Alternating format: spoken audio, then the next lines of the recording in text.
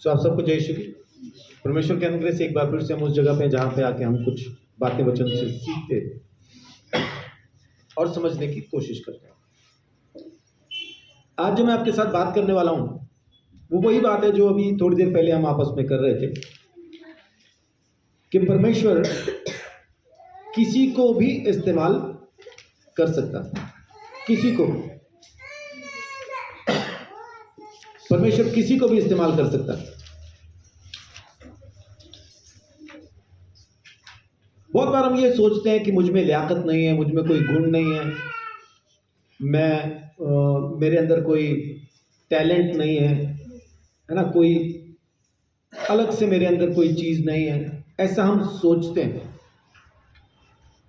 Pastor Pappu हमारे बीच में है, उन्होंने कभी नहीं सोचा था कि उनके अंदर एक गिटारिस्ट है।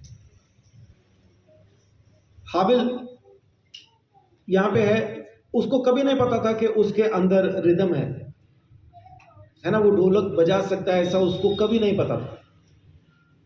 लेकिन जब पास्टर पप्पू के हाथ में गिटार आया,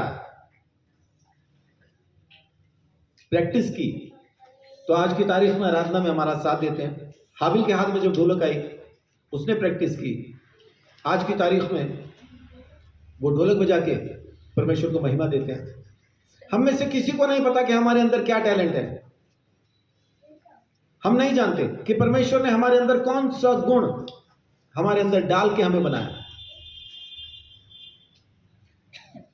अब सुनने में आता है कि लूसीफर को जब परमेश्वर ने बनाया तो बांसुरी और सब कुछ उसके अंदर ही बना दिया था।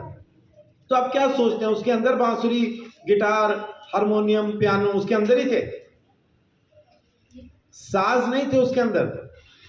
उसके अंदर उन साज, जितने भी साज हैं, तमाम साजों को बजाने की बुद्धि थी, है ना। कहते हैं ना, ये तो आपके तो अंदर ही ये बात है, आप में तो टैलेंट भरा हुआ है।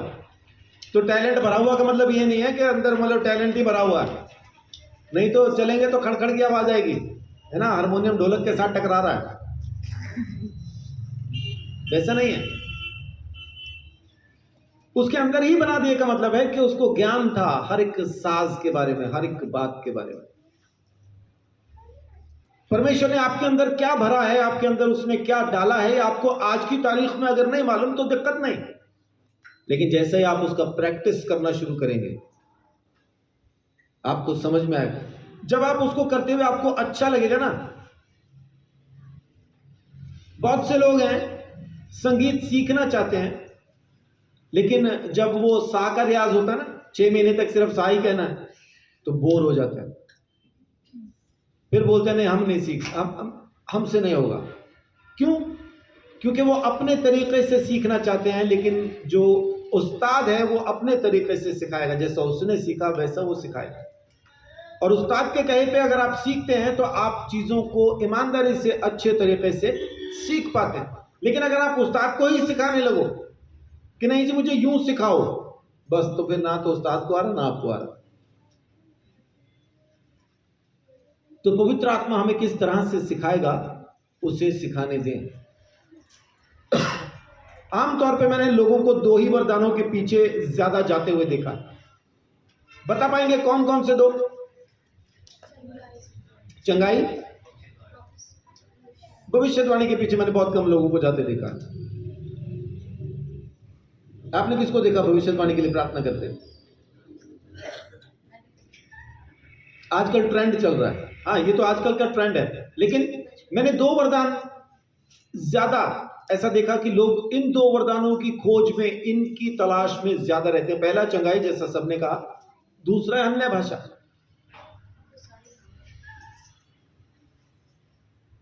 चंगाई और अन्य भाषा के पीछे ज्यादा लोग जाते हैं, वैसा नहीं है। परमेश्वर को काम करने दें। वो आत्मा की अपनी, लिखा है ना, जिसको वो जैसा चाहता है वैसा बांट देता। हमारे मांगने से कुछ नहीं होता।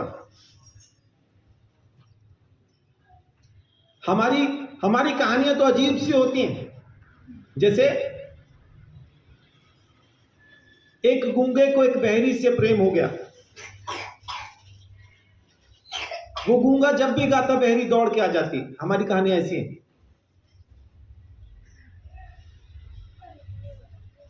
एक दिन उसके चाचा ने उन दोनों को देख लिया जो अंधा था, और उसने उसके अपाहिज बाप को जाके बताया। उसका अपाहिज बाप तुरंत दौड़ के साइकिल पे चढ़ा, घर के बाहर निकला, दरवाजा बंद करके घोड़े को दौड़ा दिया, और जैसे ही जाके उसने बस वहां रोकी, ट्रेन से उतर के उसने कहा, मैं तुम्हें जान से मार दूंगा। समझ आ रहा है? ये हमारी कहानी है। और गुस्से में आके उसने चाकू निकाला और 2 फायर कर दिए। चाकू निकाल के 2 फायर किए, 2 तीर उसके सीने में लगे। ये हमारी कहानी है। कुछ समझ आया? गूंगे ने गीत गा लिया, बहरी ने सुन भी लिया, अंधे ने देख लिया, लंगड़ा भाग गया, चढ़ा साइकिल पे, कार का दरवाजा बंद किया, दौड़ा घोड़ा दिया, उसके बाद बस में से उतरा। मतलब ये हमारी कहानी। परमेश्वर को अपनी कहानी बनाने दीजिए आपकी जिंदगी में। हमें गवाही परमेश्वर की देनी है, अपनी नहीं देनी।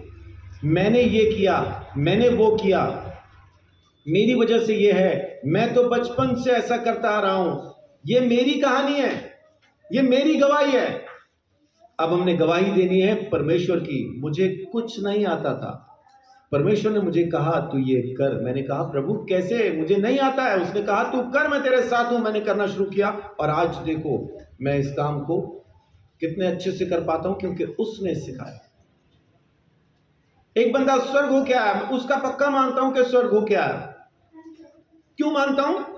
क्योंकि स्वर्ग जाने से पहले, जब वो दर्शन में स्वर्ग में गया, वहां जाने से पहले उसको कोई साज बजाना नहीं आता था।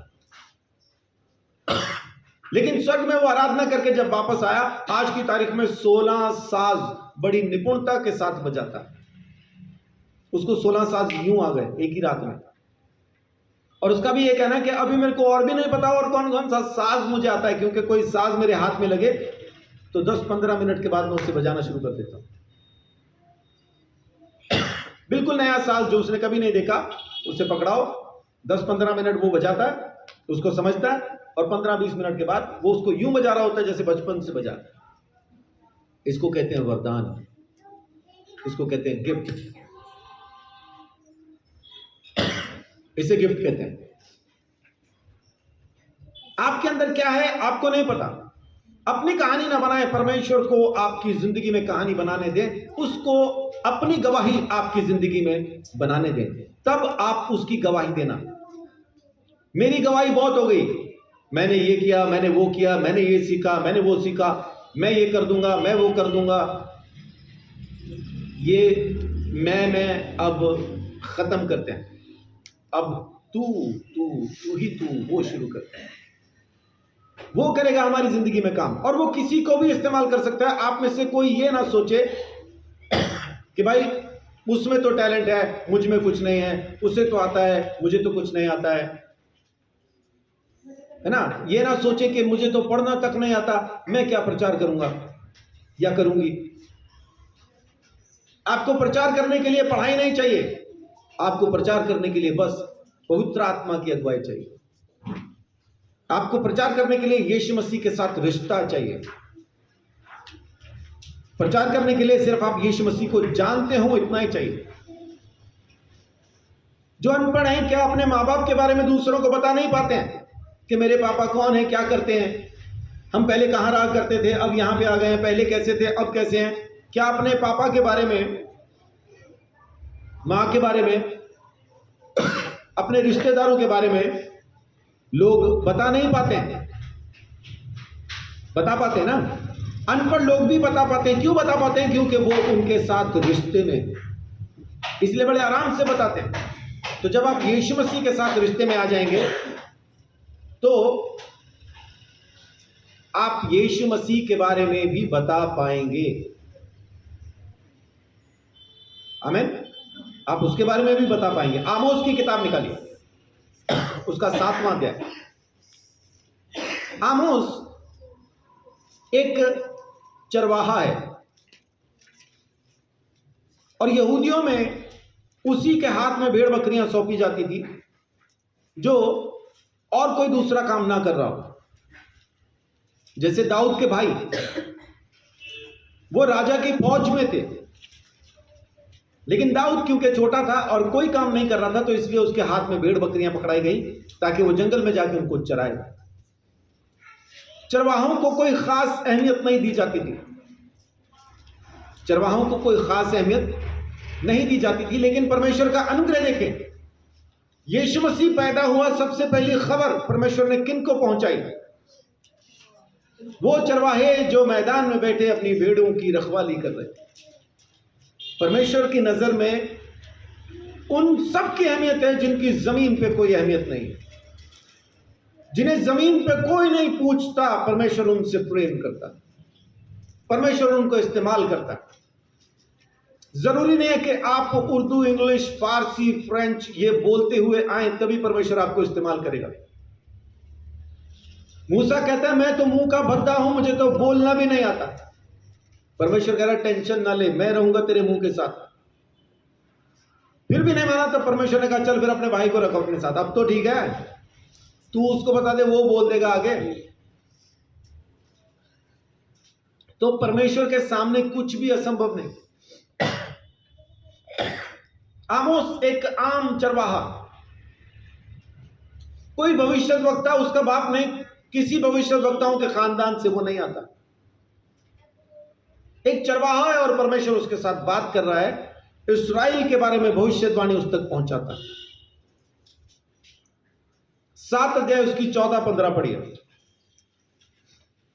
यहोवा ने उत्तर देकर अमस्या से कहा, मैं ना तो भविष्यद्वक्ता था और ना भविष्यद्वक्ता का बेटा। दोबारा पढ़िए तो शुरू से। आमोस ने उत्तर देकर अमस्या से कहा, जी, मैं ना तो भविष्यद्वक्ता था और ना भविष्यद्वक्ता का बेटा। मैं तो गाय बैल का चरवाहा और गूलर के वृक्षों का छांटने वाला था जी। और यहोवा ने मुझे भेड़ बकरियों के पीछे पीछे फिरने से बुलाकर कहा, जा मेरी प्रजा इस्राएल से भविष्यवाणी कर। जाके मेरी इस्राएल, जो मेरी प्रजा है, इस्राएल के लिए भविष्यवाणी कर। मैं तो गूलर के पेड़ छांटने वाला, बैलों का, भेड़ बकरियों का चरवाहा था, गाय बैलों का, भेड़ बकरियों का चरवाहा था। परमेश्वर ने मुझे कहा जाके भविष्यवाणी कर। ना मेरा बाप भविष्यद्वक्ता, ना मैं किसी भविष्यद्वक्ता के खानदान से हूं, लेकिन परमेश्वर ने मुझे कहा।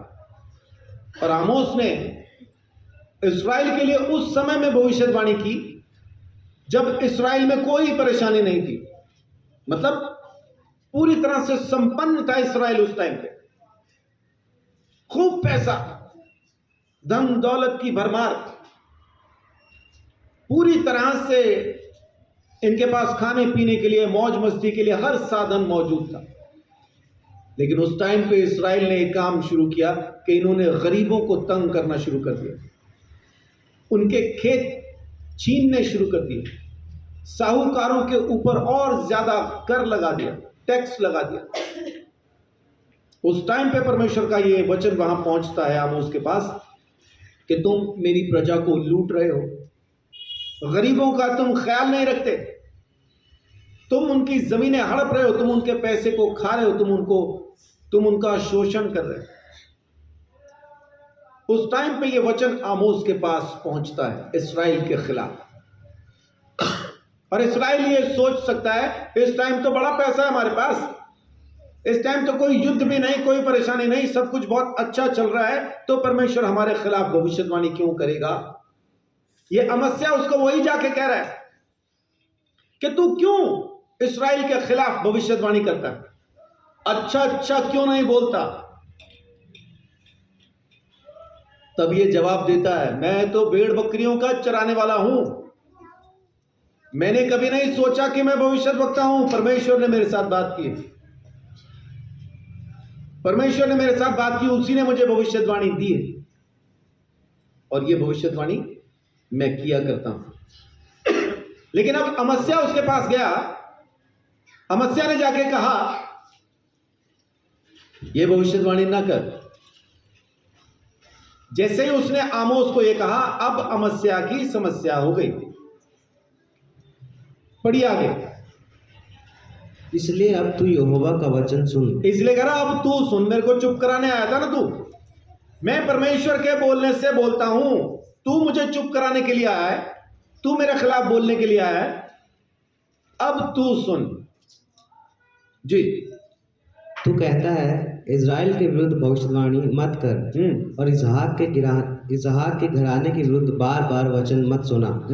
इस कारण यहोवा यूं कहता है, तेरी स्त्री नगर में वेश्या हो जाएगी और तेरे बेटे बेटियां तलवार से मारी जाएंगी और तेरी भूमि डोरी डालकर बांट ली जाएगी और तू आप अशुद्ध देश में मरेगा और इज़राइल अपनी भूमि पर से निश्चय बंधुआई में जाएगा। हाँ ले सुन ले, फिर अब तू मुझे चुप कराने आया, मैं अपनी तरफ से नहीं बोल रहा हूं।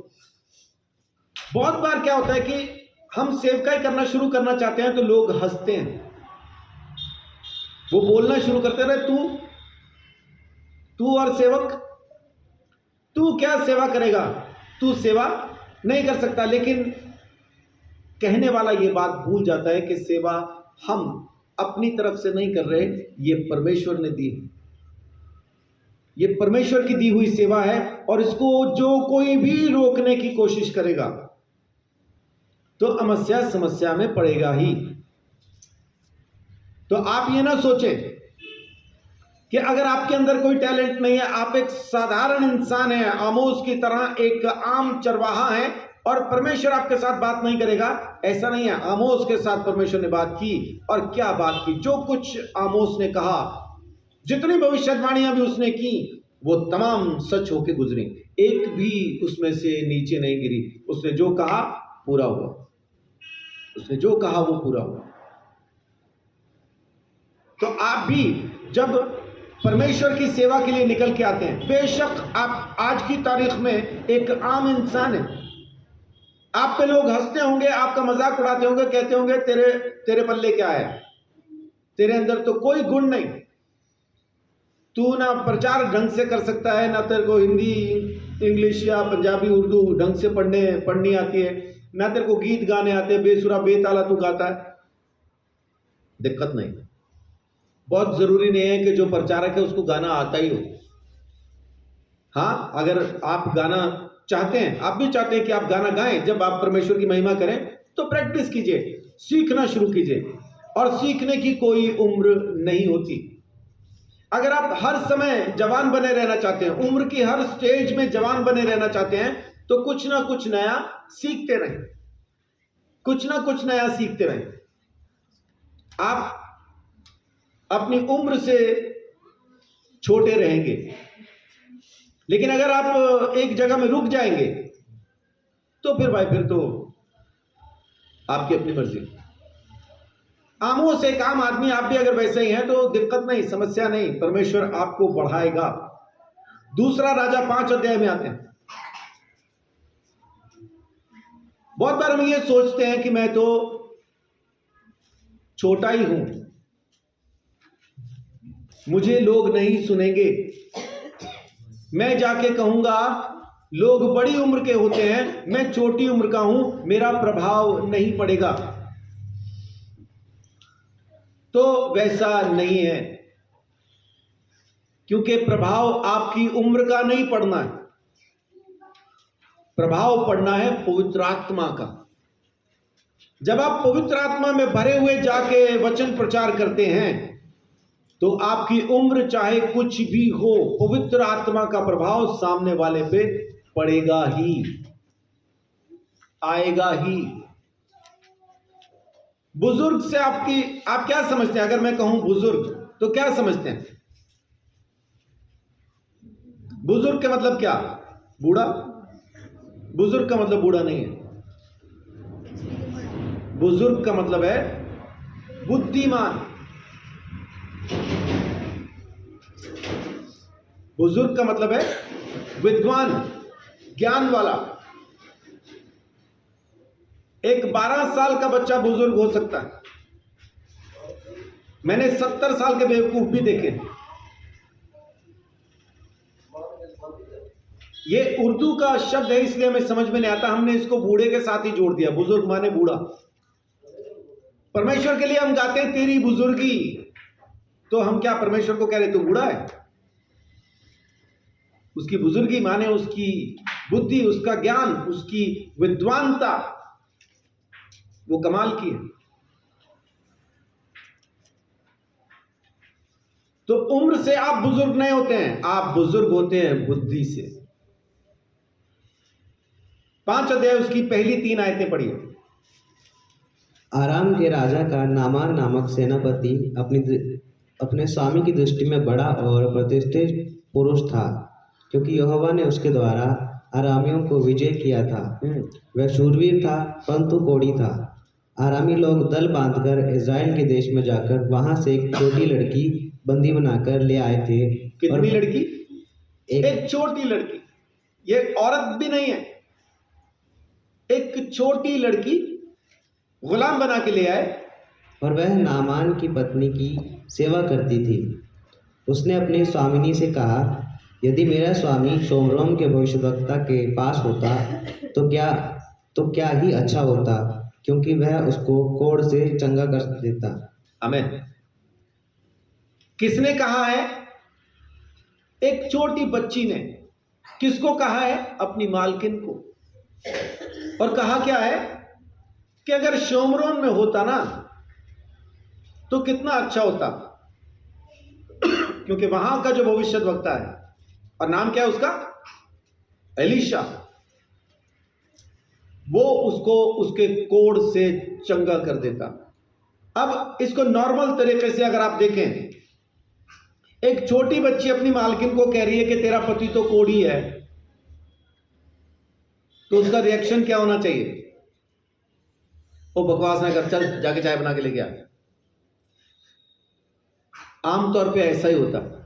लेकिन ये बच्ची क्योंकि आत्मा में माने परमेश्वर के अनुग्रह के अंदर है और ईमानदारी से सच बोल रही है, और उसने जब अपनी मालकिन के सामने सीधा खड़े होकर कहा, तो ना सिर्फ मालकिन ने सुना, उसने अपने पति को कहा, और उसके पति ने भी बहुत अच्छे से सुना और जाके राजा को कहा, मैं शोम्रोन जाना चाहता हूं, वहां मेरा कोढ़ ठीक हो जाएगा। और राजा ने सुना। राजा कहता है मैं खत लिख के देता हूं। और खत में क्या लिखा? मेरा सेनापति तुम्हारे पास आ रहा है, इसको कोढ़ से चंगा कर देना। अब ये जब खत पढ़ा राजा ने, तो कपड़े फाड़ लिए। कपड़े क्यों फाड़ लिए? अब ये लोग जो प्रभु को नहीं जानते, यहोवा को नहीं जानते, सब ने उस छोटी बच्ची की बात को सुना और माना। राजा तक ने मान लिया। लेकिन जो यहोवा को जानते हैं, जिनके यहां एलीशा रहता है, जैसे ये खत उनके पास पहुंचता है कि उसको चंगा कर दे, वो कपड़े फाड़ लेते हैं कि ये तो लड़ाई करने का, युद्ध करने का एक बहाना ढूंढ रहा है, हम इसको कोढ़ से कैसे अच्छा कर सकते। तब एलीशा कहता है, एलीशा क्या कहता है? राजा को बोल कपड़े फाड़ने की जरूरत नहीं, परेशान होने की जरूरत नहीं, मेरे पास भेज। उसके पास भेजा गया और एलीशा ने कहा, जाके 7 बार यरदन में डुबकी लगा और तू अच्छा हो जाए। और वैसा ही हुआ। आमीन। लेकिन ये सुसमाचार सुनाया किसने? एक छोटी बच्ची ने। एक छोटी बच्ची ने। एक छोटी बच्ची जब उसको यह खबर पहुंचाती है कि अगर शोम्रोन में होता तो मेरा स्वामी चंगा हो जाता, इसका कोढ़ खत्म हो जाता। आप भी लोगों के पास जाके ये सुसमाचार उन्हें सुना सकते हैं। अच्छा होता कि अगर आप यीशु के पास होते तो आपके ऊपर जो पाप का दंड है वो खत्म हो जाता। आमीन। यीशु के बारे में ईमानदारी से कहें, सच्चाई से कहें, बिना डरे कहें, क्योंकि आपकी उम्र नहीं, आपका संदेश काम करने वाला है। ना तो उस बच्ची की गुलामी इसके आड़े आई, ना उसकी उम्र इसके आड़े आई। जो संदेश उसने कहा था वो डायरेक्ट पहुंच गया, और उस संदेश पे जब काम हुआ, नामान चंगा भी हो गया। अब मेरे को सोच के बताएं, क्योंकि आगे की कहानी बाइबल में लिखी नहीं है। मैं थोड़ा ऐसा ही हूं, आगे जो नहीं लिखा ना उसको बैठ के थोड़ा सोचता हूं, फिर क्या हुआ होगा। वो छोटी बच्ची जो गुलाम है, उसने कहा अच्छा होता शोमरोन में ये होता, ठीक हो जाता। अब ये गया शोमरोन, ठीक हो गया। वहां से जब ये वापस आया होगा, अपनी पत्नी को अपना शरीर दिखाया होगा, देख मैं अच्छा हो गया, कोढ़ नहीं रहा, मेरे शरीर से कोढ़ खत्म हो गया, मैं पूरी तरह से अच्छा हो गया। लिखा है वो बच्चे के जैसा निकल के आया, माने जैसे बच्चे का बदन होता है वैसा बिल्कुल एकदम साफ बदन वो निकल के आया नदी में से।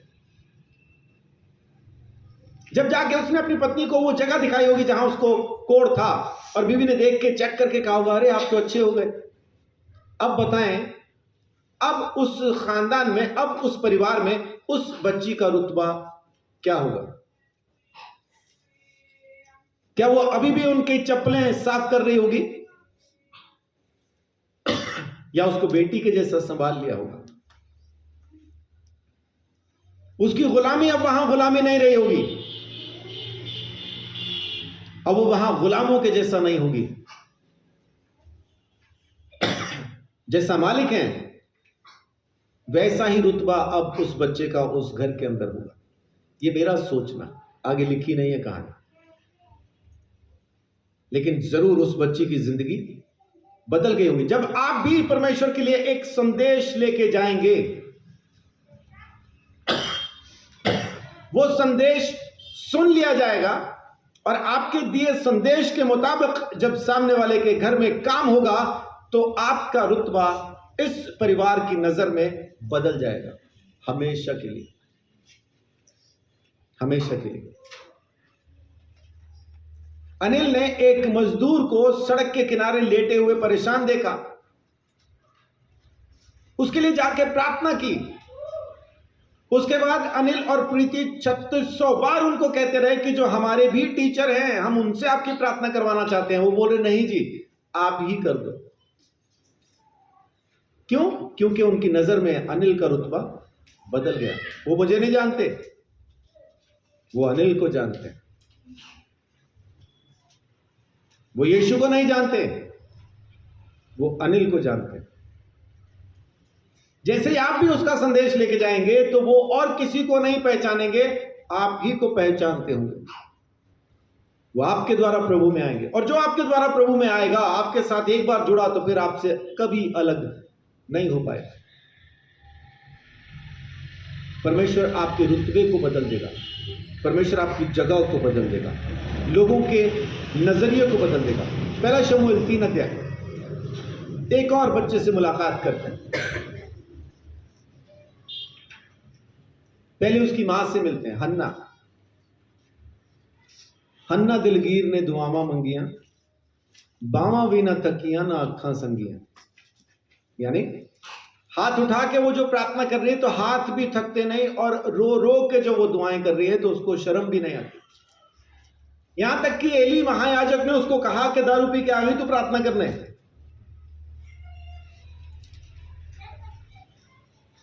तो वो कहती है दारू नहीं पी रखी मैंने, मैं परेशान हूं। तो एली ने जब उसकी परेशानी देखी, और वो बिल्कुल उसको शराबियों जैसी दिखाई दे रही थी, तब उसने जब देखा कि नहीं दारू नहीं पी रखी, वाकई में परेशान है, तब उसने कहा टेंशन ना ले, फिर तेरी प्रार्थना सुनी गई, परमेश्वर तुझ पे अनुग्रह करेगा। और उसके यहाँ पे बेटा होता, और उस बेटे को उसने पहले से तय कर लिया कि तू मुझे बस इस बांझ के टाइटल से आजाद कर दे, एक बच्चा मेरे यहाँ पे तू मुझे दे दे, ताकि मेरे ऊपर जो बांझ का ये जो लेबल चिपका है ना, ये हट जाए। वो बच्चा मैं तेरे मंदिर में तेरी सेवा के लिए दे दूंगी। और जब तक उसके दूध पिलाने के साल थे, उसने उसको दूध पिलाया। दूध जैसे ही उस बच्चे ने दूध पीना छोड़ा, उसको मंदिर में छोड़ दिया। उसके बाद वो छोटे से बच्चे को एली नहीं पाला। एली महायाजक है, लेकिन परमेश्वर की आवाज को सुन नहीं पा रहा। ये छोटा बच्चा जो लेवी नहीं, याजक नहीं, लेकिन परमेश्वर इसके साथ बात कर रहा है। पहला शमूएल 3 अध्याय 10 से लेकर 18 तक पढ़िए। तब यहोवा आ खड़ा हुआ और पहले के समान पुकारा, शमूएल शमूएल। शमूएल ने कहा, कह, क्योंकि तेरा दास सुन रहा है। यहोवा ने शमूएल से कहा, सुन, मैं इस्राएल में एक ऐसा काम करने पर हूँ जिससे सब सुनने वालों पर बड़ा सन्नाटा छा जाएगा। उस दिन मैं एली के विरुद्ध वह सब कुछ पूरा करूंगा जो मैंने उसके घराने के विषय में कहा। किसके विरुद्ध पूरा करेगा? महायाजक के खानदान के खिलाफ करेगा। और एक छोटे बच्चे से बात कर रहा है परमेश्वर कि मैं महायाजक के खानदान के खिलाफ कुछ काम करने पे हूं और पूरे इस्राएल पे सन्नाटा छा जाएगा, ऐसा करने वाला हूं जी। उसे आरंभ से अंत तक पूरा करूंगा, क्योंकि मैं तो उसको यह कहकर जता चुका हूँ कि मैं उस अधर्म के कारण जिसे वह जानता है सदा के लिए उसके घर का न्याय करूंगा, क्योंकि उसके पुत्र आप शापित हुए हैं और उसने उन्हें नहीं रोका। इस कारण मैंने एली के घराने के विषय यह शपथ खाई कि एली के घराने के अधर्म का प्रायश्चित ना तो मेल बलि से कभी होगा और ना अन्न बलि से। शमूएल भोर तक लेटा रहा, तब उसने यहोवा के भवन के किवाड़ों को खोला और शमूएल एली को उस दर्शन की बातें बताने से डरा। तब एली ने शमूएल को पुकार कर कहा, हे मेरे बेटे शमूएल। वह बोला, क्या आज्ञा? तब उसने पूछा, वह कौन सी बात है जो यहोवा ने तुझसे कही है? उसे मुझसे ना छिपा। जो कुछ उसने तुझसे कहा हो, यदि तू उसमें से कुछ भी छिपा रखे तो परमेश्वर तुझसे वैसा ही वरन उससे भी अधिक करे। तब शमूएल ने उसको रत्ती रत्ती बातें कह सुनाई और कुछ भी ना छिपा रखा। वह बोला, वह तो यहोवा है, जो कुछ वह भला जाने वही करे। आमीन।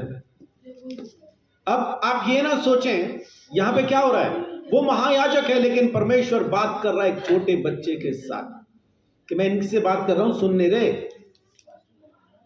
ये सुन नहीं रहे। तो आप ये ना सोचें कि पास्टर है, पास्टर का परिवार है, वो लोग बहुत अच्छे से परमेश्वर से बात कर रहे हैं, तो हमें उन्हीं से सुनना चाहिए, वो ही बताएंगे हमें कि परमेश्वर क्या करना चाहता है। लेकिन बहुत ज्यादा जरूरी नहीं है कि पास्टर परमेश्वर की सुन रहा हो, उसका परिवार परमेश्वर की सुन रहा हो। परमेश्वर कह रहा हो कुछ और वो कर रहे हो कुछ और। तो परमेश्वर फिर महायाजकों को छोड़ के छोटे बच्चों से बात करता है। फिर छोटे बच्चे आके महायाजक को बताते हैं कि परमेश्वर तेरे खानदान के बारे में ये बात कर रहा है। और परमेश्वर का वचन कहता है कि शमूएल ने सारी जिंदगी जो कुछ कहा, एक भी बात नीचे नहीं गिरी, माने एक भी बात ऐसी नहीं थी जो पूरी ना हुई।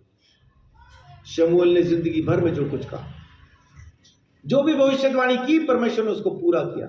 यानी वो परमेश्वर की तरफ से ही बोलता रहा। सारी जिंदगी उसने परमेश्वर की सुनी और बोला।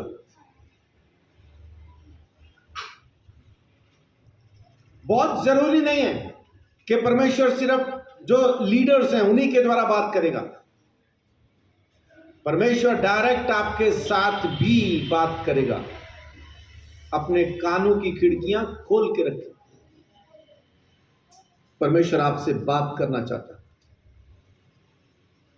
और उसके बाद ये न्यायियों का समय है। किनका समय है? न्यायियों का। न्यायियों का समय कब शुरू होता है? किसके बाद शुरू होता है? न्यायियों का समय शुरू होता है यहोशू के बाद। और फिर परमेश्वर ने इस्राएल के ऊपर शमूएल को न्यायी बना के ठहरा दिया। और शमूएल के जमाने में लोगों ने राजा की डिमांड की, तो इसलिए आखिरी न्यायी जो इस्राएल के ऊपर हुआ उसका नाम है शमूएल। उसी ने पहले राजा का अभिषेक किया जिसका नाम शाऊल है, और उसी ने जब शाऊल को परमेश्वर ने रिजेक्ट कर दिया तो दाऊद का भी अभिषेक उसी ने किया। ये छोटा बच्चा बहुत काम आया उसके बाद। इस छोटे बच्चे ने सारी जिंदगी भविष्यवाणियां की हैं। ये राजाओं तक उनके साथ रहा, राजाओं को बुद्धि देने वाला रहा है, राजाओं को बताने वाला रहा कि तुम्हें क्या करना है क्या नहीं करना है। और परमेश्वर ने एली महायाजक के बच्चों के बारे में क्या कहा, चाहे कैसा भी बलिदान चढ़ाए मैं नहीं लूंगा, अब जो मैंने कह दिया है पूरा करूंगा ही। और परमेश्वर ने एली महायाजक के बेटों को मार दिया, खत्म कर दिया। तो बहुत जरूरी नहीं कि आप ये सोचें कि लीडर्स हैं तो हमें इन्हीं से सुनना है। आपको लीडर से नहीं, परमेश्वर से सुनने की जरूरत है। जरूरी नहीं कि लीडर भी परमेश्वर की सुन के मान रहा हो। परमेश्वर कह रहा हो खामोश रहे, परमेश्वर कह रहा हो कुछ और हम कर रहे हो कुछ और। तो फिर परमेश्वर लीडर्स के साथ, महायाजकों के साथ नहीं रहता, फिर वो छोटे बच्चों से बात करना शुरू कर देता। छोटे बच्चे कौन? विश्वास में आप कब पैदा हुए? मुझे जी 2 साल हो गए, तो छोटे ही हैं अभी, आप 2 साल के ही बच्चे हैं। मुझे जी 5 साल हो गए, कोई बहुत बड़े नहीं है। मुझे 10 साल हो गए, तब भी आप छोटे ही बच्चे हैं। 10 साल का बच्चा भी छोटा ही बच्चा होता है। नया जन्म पाने के बाद आप कितने साल के हैं वो देखें, वो ये ना देखें कि जी मैं तो 177 साल का हो गया हूं, वैसा नहीं।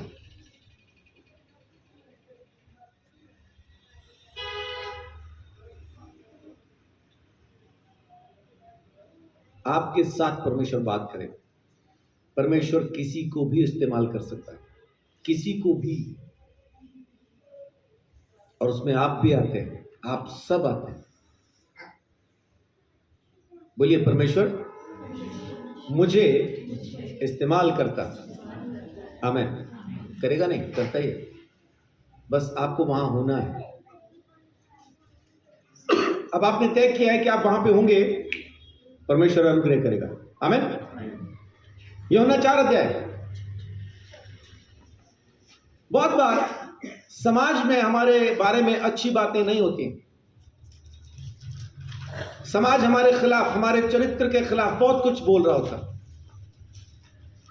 ऐसा है, वैसी है, कैसा है, कैसी है, लगातार बोल रहे होते। ऐसा सोच के आप रुक ना जाएं कि मेरे बारे में तो लोग उल्टा सीधा बोलते हैं, मैं जाऊंगा या मैं जाऊंगी तो कोई नहीं सुनेगा। ऐसा नहीं है। 4 अध्याय के अंदर यीशु मसीह सामरिया के पास से गुजर रहा है, और सामरी लोगों के साथ यहूदी लोग कोई रिश्ता नहीं रखते थे।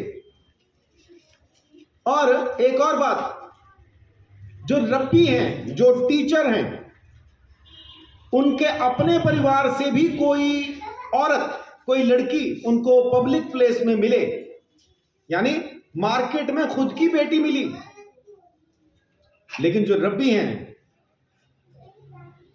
वो अपनी बेटी से मार्केट में बात नहीं करेंगे।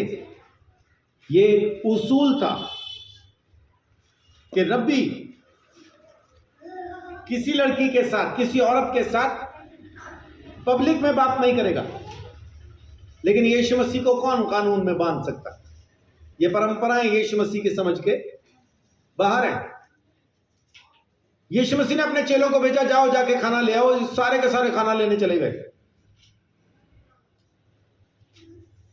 यीशु अकेला है, कुएं पे बैठा। एक सामरी औरत आती है, यीशु कहता है पानी पिला। वो कहती तू तो यहूदी है, हमारे हाथ से कैसे पिएगा? वो कहता है अगर तू जानती किससे बात कर रही तो मेरे से मांगती फिर तू, और मैं तुझे जीवन का जल देता और तू कभी दोबारा प्यासी ना हो। लेकिन जब चेले वापस आते हैं, देखिए 4:27 पढ़िए। इतने में उसके चेले आ गए और अचंभा करने लगे कि वह स्त्री से बातें कर रहा है। इसमें क्या अचंभे की बात की? औरत से बात ही तो कर रहा है। अचंभा किस बात का? अचंभा इस बात का कि रब्बी अकेले में एक औरत के साथ बात कर, हमारा गुरु, हमारा टीचर अकेले में एक औरत के साथ बात कर रहा है। अब यहां पे मुझे एक बात बताएं, यीशु मसीह इंतजार करता कि पहले चेले आ जाएं। बच्चे, आप लोगों की आवाज ज्यादा आ रही है यहां तक।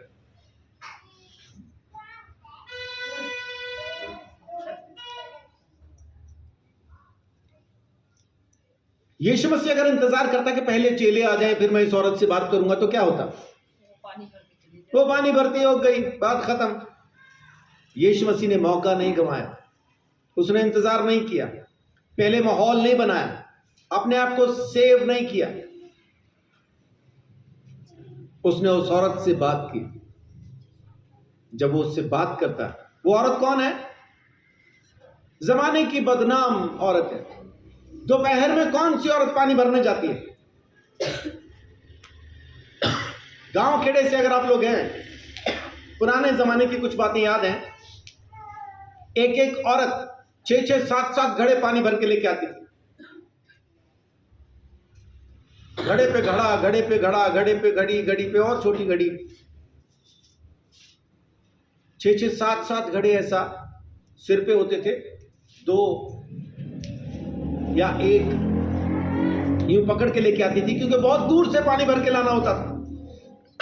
और वो पानी हर चीज के काम आएगा, हर चीज के काम वही आएगा, कपड़े धोने, रोटी बनाने, जो कुछ भी है उसी पानी से होना है। तो दोपहर में पानी भरा जाएगा या सुबह या शाम को भरा जाएगा? आमतौर पे सुबह शाम, ठंडे टाइम पे। रेगिस्तान में कौन जाता है दोपहर में? वो रेगिस्तान का इलाका है जहां पे गर्मी बहुत ज्यादा होती है। दुबई में रहने वालों से पूछो, वहां 50 डिग्री टेम्परेचर होता है। उस टाइम पे कौन निकलता है धूप में?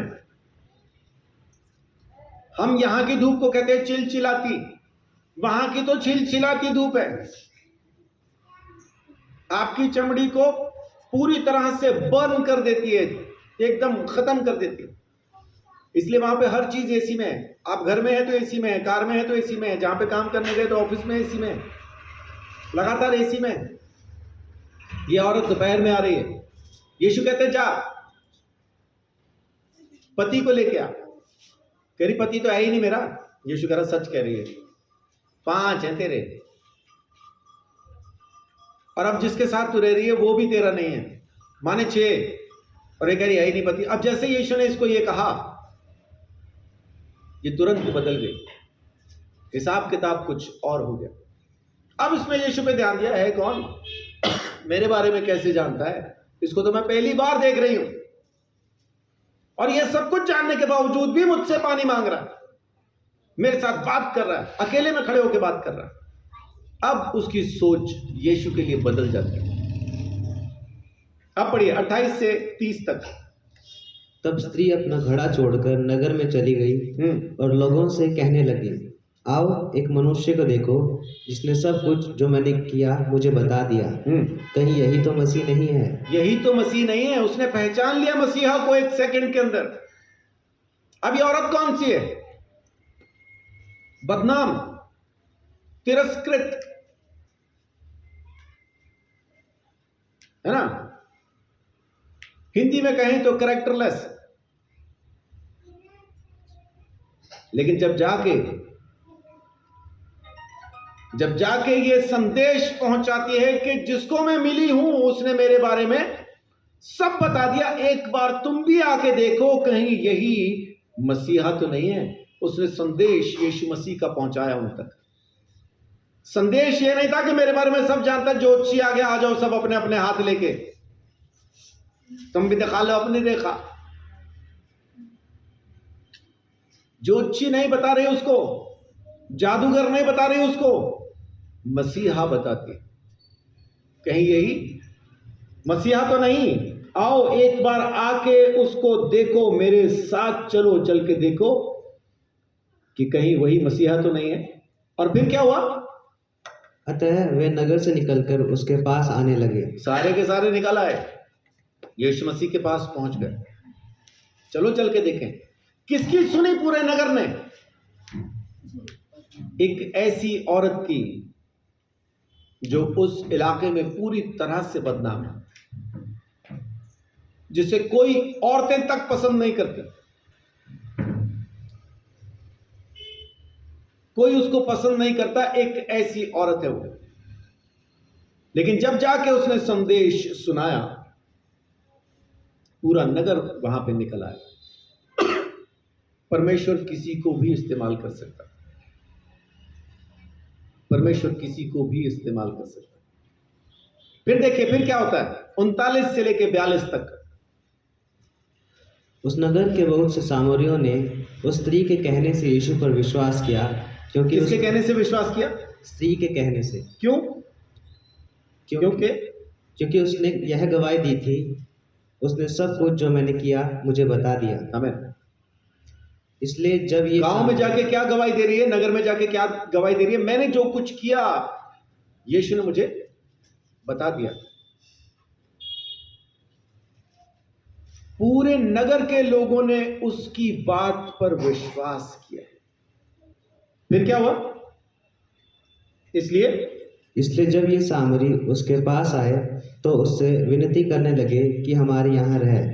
अतः वह वहां 2 दिन तक रहा। किनके यहाँ रहा? किनके यहाँ 2 दिन रहा? वो तो गुजर रहा था वहां से, उसको तो आगे जाना था। तो किनके यहाँ पे रहा 2 दिन? उनके यहां पे जिनसे यहूदी नफरत करते हैं। और 2 दिन तक उसने कुछ खाया नहीं क्या वहां पे? भूख तो उसको उसी टाइम लग रही थी, चेले भेजे थे उसने, भूख लगी है खाना लाओ।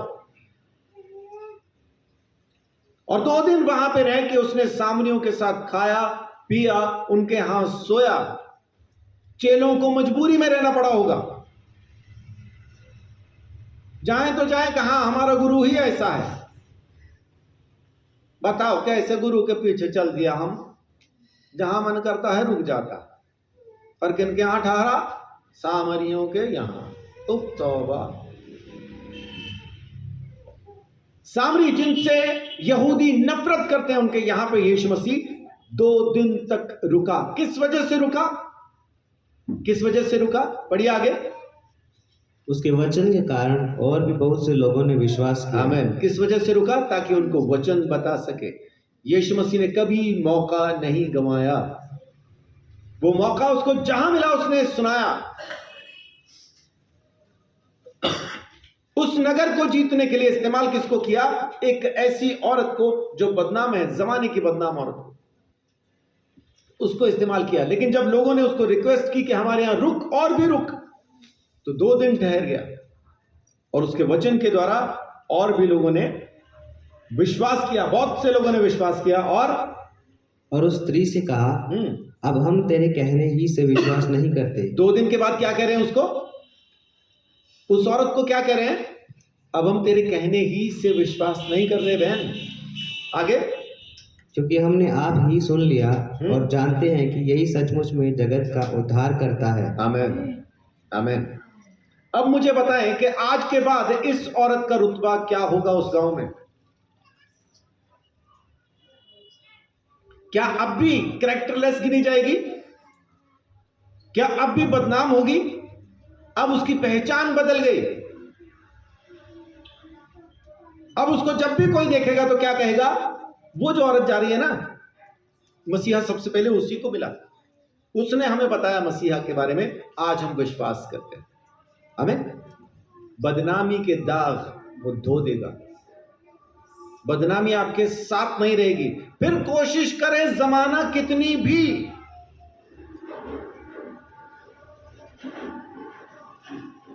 परमेश्वर आपको हिम के समान श्वेत कर देगा। जूफा से रगड़ के धो देगा। आपके गुनाह के धब्बे, वो दाग वो खत्म कर देगा। आपके रुतबे को बदल देगा।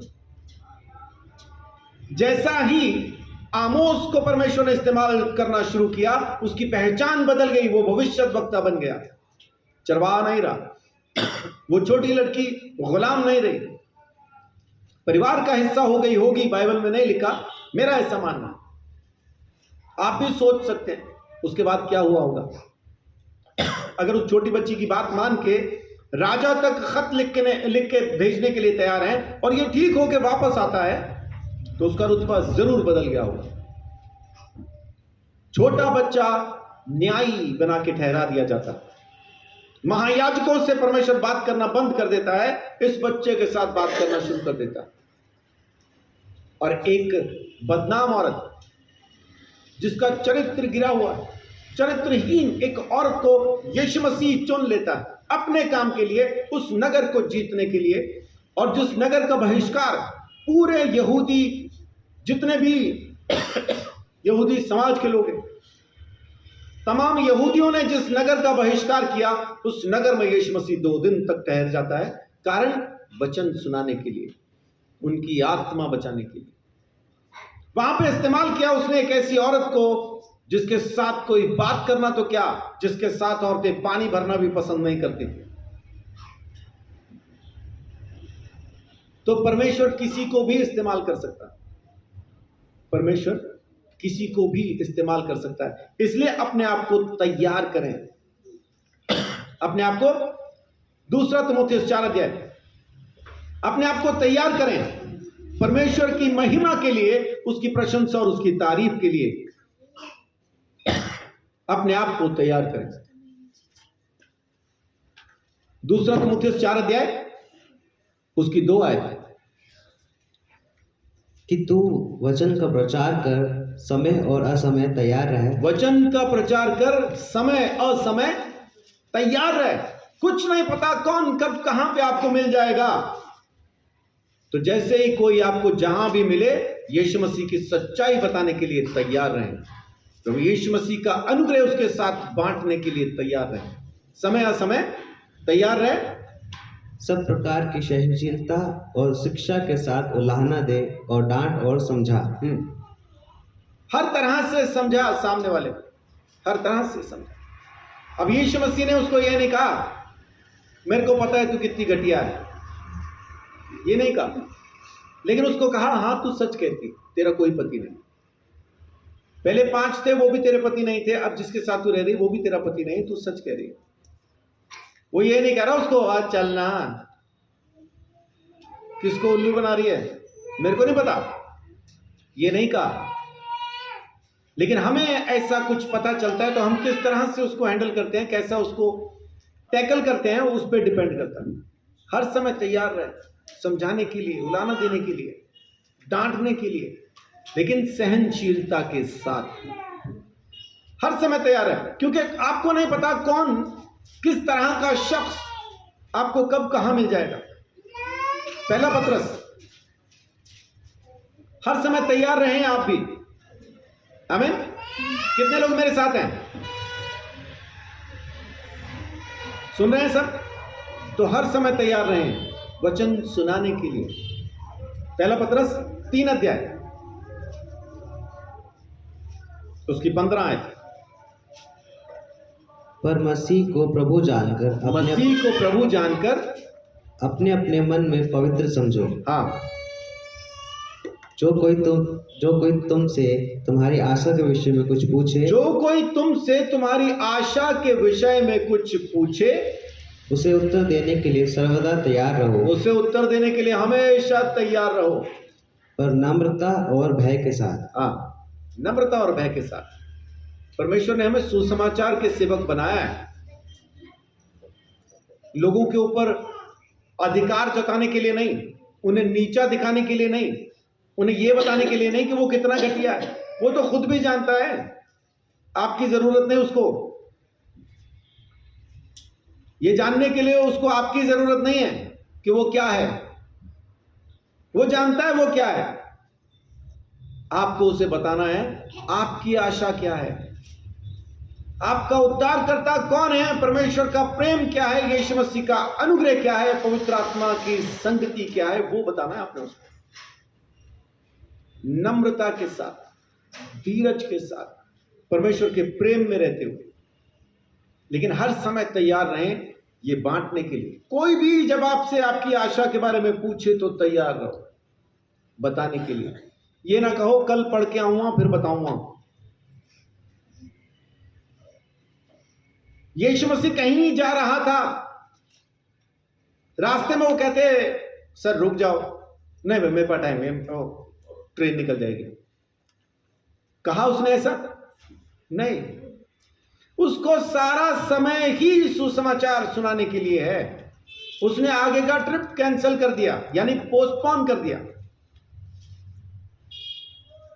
2 दिन बाद चले जाएंगे, दिक्कत नहीं। आओ बैठो, परमेश्वर के वचन के बारे में बात करते हैं, उसके राज्य के बारे में बात करते हैं। और वहां पे बैठ के 2 दिन तक उन्हें परमेश्वर का वचन, परमेश्वर का राज्य, उसका अनुग्रह, परमेश्वर का प्रेम लोगों तक पहुंचाता रहा। और बहुत से लोगों ने विश्वास किया। परमेश्वर किसी को भी इस्तेमाल कर सकता है। उसमें आप भी आते हैं, मैं भी आता हूं, हम सब आते हैं। परमेश्वर किसी को भी इस्तेमाल कर सकता है। बस अब आप तैयार रहें इस्तेमाल होने के लिए, परमेश्वर के अनुग्रह में रहने के लिए बस तैयार रहें। और परमेश्वर आप सब पे बहुत आशीष, बड़ा अनुग्रह और अपनी रहमत को बना के रखेगा।